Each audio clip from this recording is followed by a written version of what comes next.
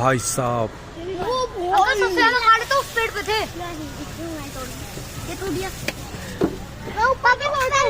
कोई पत्ता बना क्या? ये देखो भाई साहब, इधर देखो, लुक यार।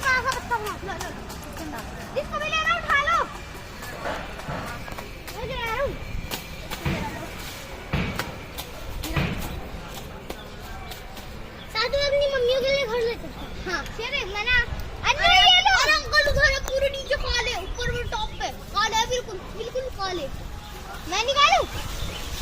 नीचे गिर रहा है, नीचे गिर रहा है। ये बिल्कुल काले, बिल्कुल ही काले। ऐसा नहीं है ना, वो हमारी मम्मी को भी दे रहा है।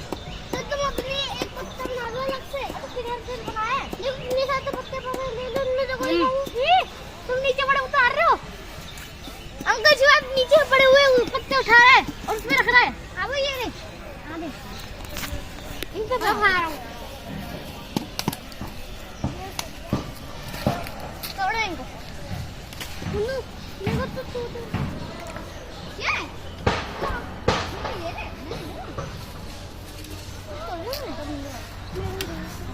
मैं तो मम्मा जी ले लूँ।